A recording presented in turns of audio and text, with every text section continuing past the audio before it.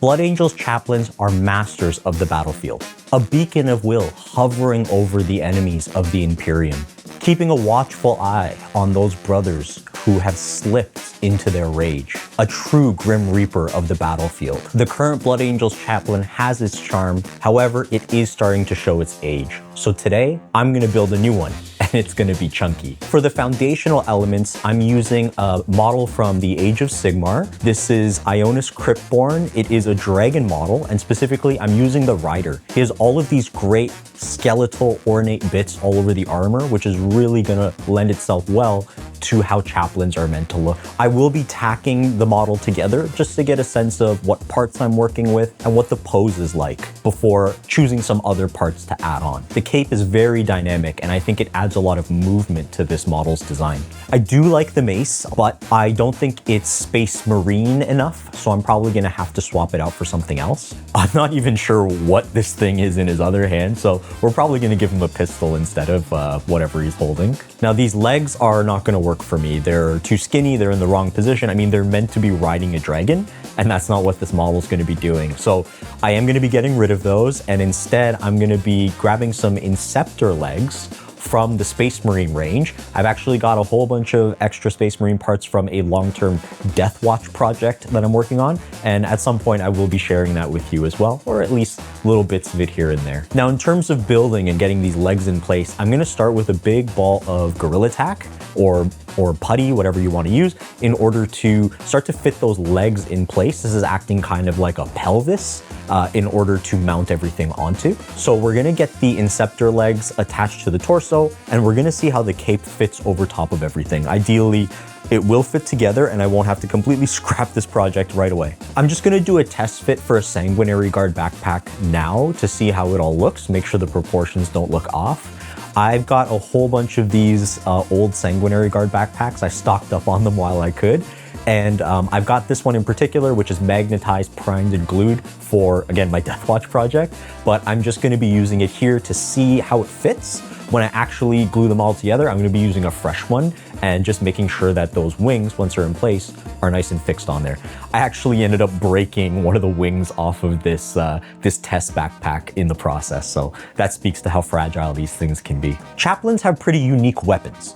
I do know that I'm probably gonna give him an Inferno pistol to go with the Blood Angels build of the Chaplain, and I've got options for both hands, so I'm gonna find whichever one works best. Now, in his other hand, the Chaplains have a weapon called a Crozius. It's like a religious mace. I know I want to swap this out. I know I want it to be a little more Space Marine-like, so I'm gonna have to find a bunch of different options and potentially perform a bit of surgery to make this work. So I'm looking for arms that are posed well. Maybe they're already holding some sort of mace or something that has a handle, so when I go to attach the one that I want to use, it'll look seamless. It won't look jarring. What I think I'm settling on for the actual head of the weapon is I've actually got an old Crozius. I cut up one of the old Chaplain models ages ago for a Chaos project, and so I want to use this one, but I want to give it a little more Blood Angels flair. So I'm probably going to take some little blood drop ornaments and find a way to stick them on there. For now, I'll just use a bit of tack to dry it on, but I'll probably have to make some cuts in order to make this fit better. To hold this Crozius, and just in general, I think I've settled on using the new Sanguinary Guard arms.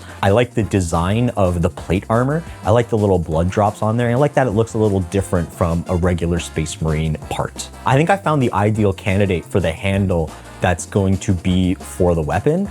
The problem is it is being held by a giant Terminator hand. I know that this scale is probably going to be an issue. For now, I'm just going to use it, but at some point, I'm probably going to have to replace it with a smaller hand. In order to get started assembling this new weapon that I'm putting together, I'm just gonna cut the mace off of this particular weapon. So I've got a fresh just handle to work with. So I'm gonna drill a small hole into the bottom of the Crozius head and into the top of the handle so that I can pin these together and see how it's all gonna fit. I'm also gonna take this opportunity to shave down a bit of the Crozius head, specifically the feathered body portion of the eagle on here, so that I can fit that Blood Angels ornament on there and really get a sense of how this is gonna look all together. All right, I wanna figure out how to get these arms onto this body. So I know I'm gonna have to do some cutting. I've got the body here. I'm gonna cut the right arm off of the body and clean it up so that I can get that Crozius arm on there. And I'm gonna cut the left arm off of this torso so that I could get the pistol arm on there as well. Now, as I'm doing this, I realize these shoulder pads are not gonna fit. I'm gonna have to do quite a bit of cutting in order to get these on there. So let's get that process started. Now, as I'm cutting away parts of this shoulder, it's really important that I preserve this draped fabric that's coming on the front of the shoulders. I really want that to be a part of the final design. And also on the back of the model where the cape is, I don't want to cut too much or else it'll look really, really strange. I am going to be able to cover a lot of this with the final jump pack and wings, but that doesn't mean I can just leave rough cuts all over the place. Now, this is that process of cutting and fitting. I'm going to be shaving out more and more and more to see when is that shoulder pad going to fit. I've been at this for a little while, so I'm just going to take a break for a moment and clean up some of these small little circular plates on the chest of the model. I'm just going to use my knife, shave down those Sigmar ornaments. They don't really fit, so that I could potentially put something else on there. Now, having spent some time away from cutting the shoulders, just took a couple minutes and I realized that I just need to cut this whole arm out and put a Space Marine arm in, because if I can get the top part of the Space Marine shoulder sticking out enough, I know that a shoulder pad will fit over top. So instead of trying to figure out how much to cut to make a shoulder pad fit, I'm just gonna try to replace that whole section with something I know will fit. So then here I go. I'm gonna be making way deeper cuts into this model. I'm even gonna be trimming down some portions of the Space Marine arms so that they can fit in there without me having to cut off too much of the fabric, but also leaving enough surface exposed for that shoulder pad to sit on. Now, I'm gonna be honest, this took like 2 to 3 hours and it was kind of frustrating, but once the shoulder pad was on there and those arms were in place, that was it. I was happy with the time I spent. It was really coming together at this point. Now, with these in place, with the arms there, the size of that Terminator hand is really, really an issue. Now I can see the scale in relation to everything else and it is bothering me. So time for a little more surgery on the Crozius arm. This time we're gonna swap out that whole hand. So to replace it, I need to find another hand that's holding something similar so that I can just pin the parts of my new Crozius, my new mace onto there. And so I found this Deathwatch hand that's holding another sort of staff with a handle. We're gonna use that, we're gonna cut it off right at the wrist. I actually wanna change the bottom of it out too. The easiest thing would just be to keep the bottom of the handle and only replace the top. But I actually do really like the way that the Terminator hand, the handle that it's holding, I love the way that looks. So I'm gonna make it a little harder for myself. I'm gonna replace that too. So we're gonna cut that off. And in order to pin this in place, I'm just gonna run a pin all the way through the hand. So I'm gonna drill through the hand, straight through, as straight as possible. And then I'm gonna take a single long piece of pin and run it right through the hand like he's holding onto it. That's gonna allow me to attach the bottom, the pommel of the Crozius, as well as the top portion of the Crozius handle as well, and make sure that they're all straight, they're all aligned, and they're sturdy. With that, I still have the pinned portion at the top that'll allow me to put the top of the Crozius in place. What's really nice with all of this is that I have several points of posability now for this hand, for this weapon. I can twist the wrists in different directions, but I can also change the rotation of which way the Crozius head is facing. And that's gonna be really important when trying to figure out how this model is posed at the end. All right, on to the next one. We need to figure out what we're gonna do with the pelvis of this model. So we need to get rid of the tack. We need to find something else to put in there. Now, fortunately, I have a lot of extra legs and torsos and body bits from old Sanguinary Guard kits, the ones that I've been hoarding for quite a while. So I found one that I'm gonna use. I'm just gonna cut the legs off so that I'm just left with the pelvis portion. And I'm gonna go ahead and try to dry fit this into place. Immediately, I realized that the current legs that I want to use, the Inceptor legs, they've got all of this like glute muscle portion. That's gonna have to be chopped off. The new pelvis doesn't have room for any of that. So we're just gonna go ahead and get rid of that now. And this is gonna allow me to really play with the angles, find the best pose for those legs, and make sure that there aren't any particular gaps that are gonna be hard to work with. So really, again, just continuing to trim down both the pelvis as well as the legs, trying to find the perfect angle to fit these in at. Now, something I really like about the way this is looking is the direction of the cape. It kind of makes it look like he's like dodging backwards, maybe with the assistance of his jump pack, kind of getting this backwards dodging like fast boost. Or it could even be that he's like swooping down a little bit. Either way, I think there's a lot of this great forward, backwards motion with the current model. So I want to lean into that with some of my parts choices and pose choices. Now this dry fitted model is coming together so well, I think it's time that I just glue it together. So I'm gonna remove all the tack, nothing too complicated here. We're just gonna follow the steps from before, but this time using some plastic glue. With the pose locked in, all the major body parts in place, I can start to really decorate this model with all of the little ornaments that are gonna tie it together. I'm gonna start by using a little crossed bones skull Death Company ornament from the Blood Angels upgrade sprue. I'm gonna slap that right on the top of the jump pack. It was looking really bare there, and I do want a lot of ornamental detail. And I think this really fits in well to the Chaplain aesthetic of bones, skulls, etc. Plus, in the Blood Angels lore, Chaplains and Death Company, they really do have to work together, mainly because the Chaplains need to make sure that the Death Company don't do something truly horrible on the battlefield. Now these legs, though the size is great, I think it really does lend itself well to the presence of this model. They're very bare. There's nothing really Chaplain-esque about it.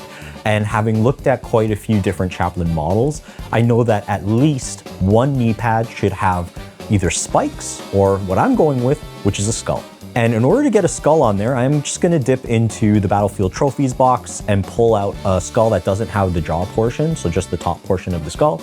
I'm gonna cut it in half, get rid of the back portion, and I'm just gonna see if it fits on there. If the proportions look off, I'll probably have to find another solution. I did find that the proportions look good, but I'm gonna have to cut this knee down a little bit in order to get that skull in place.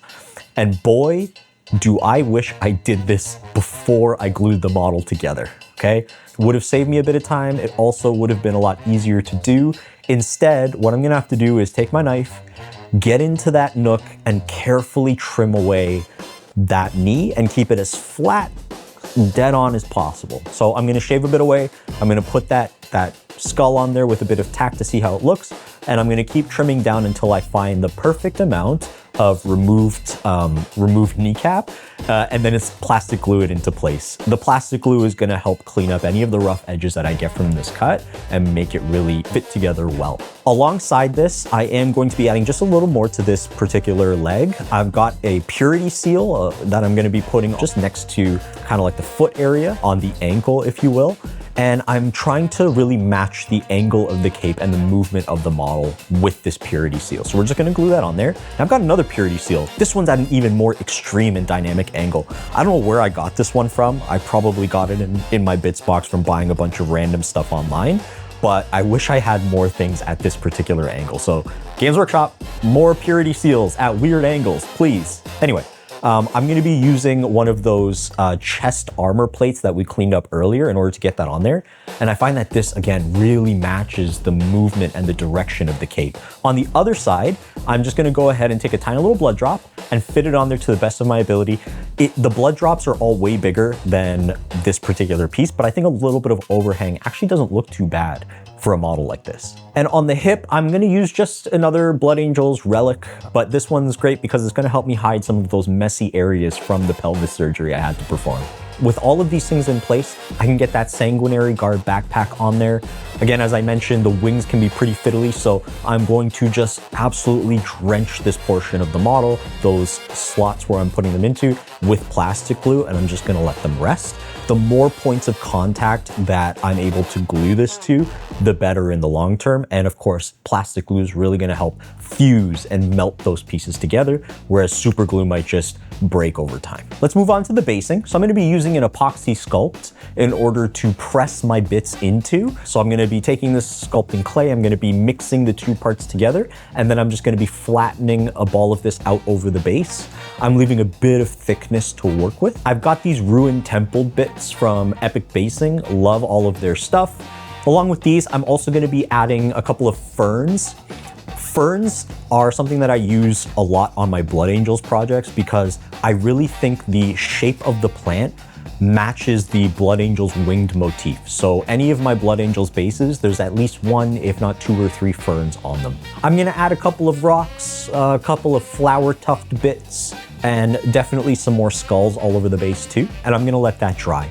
Once the clay, the sculpting putty has completely dried, I can cover the base in a texture paste. Now I'm using my Demon Earth paste on here. mainly just because I'm worried it's gonna dry out. I'm just gonna use this, get as much out of it as I can. It's all gonna get painted anyway, so it doesn't matter. I could have used any color. This was just the closest thing I had. So don't worry about the color. It's gonna look different when we paint it. I am gonna be pinning the foot of the model into one of these bits of temple ruin, but I'm gonna paint the model first. Before we move on to the painting step, let's just take a moment to see how this model looks now that it's all built up. Now, I did mention I'm gonna be showing my painting process in this video, unlike my last one. If you do wanna see me paint my minis, or if you want me to skip that, please let me know in the comment section below. While you're down there, if you could, like this video and think about subscribing to my channel so that you can catch up with me on all of my future conversion projects. Now on to the painting. We're gonna prime this thing black to get started, and then I'm gonna be using royal purple to base coat any parts that I don't actually want to be black armor. I tend to use purple, this royal purple, as a base coat for all of my Blood Angels army. I had a tutorial for my blade guard a while ago, if you wanna check that out, but one thing I've learned is that purple with black over top doesn't really work that well. So I'm gonna be taking a slightly different approach to my black armor this time, and that means leaving it black for now. If anything, I'm just gonna come in with another black paint so that it's not primer. In this case, I think I'm using AK's black. Now, what I will be doing with this purple as well is doing a chunky edge highlight all over the black armor. So again, we're starting with black, and then we're doing an edge highlight with this purple. I'm then going to take a bit of ivory paint and cover all of the purity seals, all of the skulls, and the face, the helmet, the mask of the model as well. These are all gonna be bone or parchment later anyway.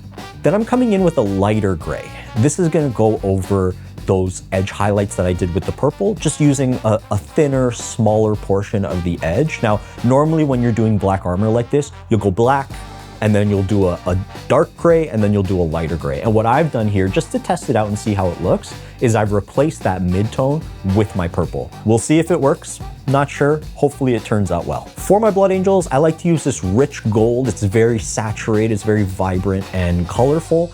I'm gonna be using that on all the parts that I want to be metal. It's very important that I leave a lot of the purple showing for this. That adds that almost like reflective property to it. Now we're gonna get into some of the magic here with the skeleton horde. This is my favorite contrast paint. I'm gonna slap this all over the parchment, the skulls, the face, all of those areas that we made ivory, and we're gonna let it work its magic. For the cloak cape portion, I'm gonna be using Steel Legion Drab. I love the way this looks over the purple, again, leaving just a bit of it peeking underneath.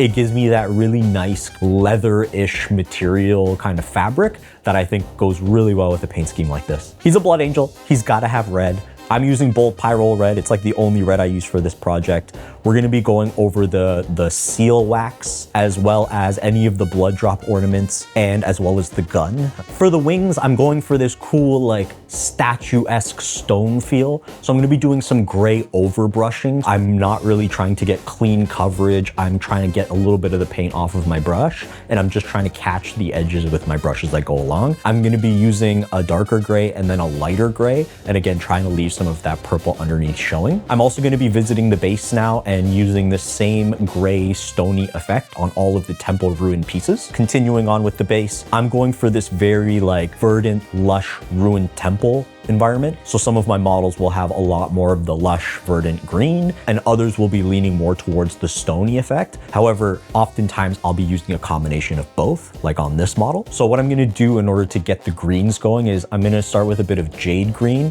and I'm gonna go over a bunch of the areas that are grass or plants. Again, I wanna leave that purple showing. It's very important for the paint scheme. And then I can work up to a brighter green. So I think I'm using bright yellow green here from Pro Acryl. And again, just being very scratchy, very messy, all over the base and all over the plants, leaving both of the previous layers underneath, showing as much as possible. I spent a bit of time just looking at the model for a while, painting some additional little details, adding little dots of light to the black armor to try to sell that effect. I've got a future project where I'm painting a lot more black armor, so I'll be able to take you through a more refined process for this. But with that, we can pin this guy down to his base, glue it all together, and have a look at the finished model.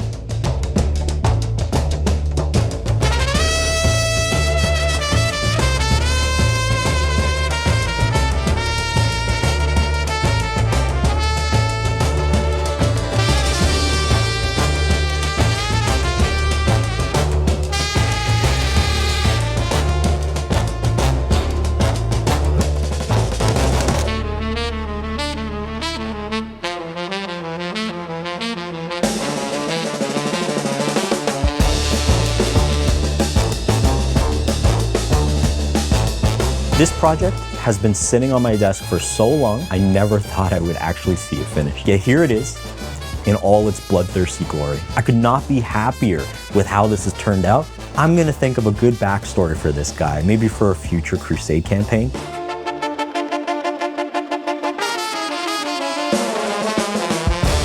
In the meantime, I'm gonna pray that we get a data sheet that has a 40mm base for Jump Chaplains soon.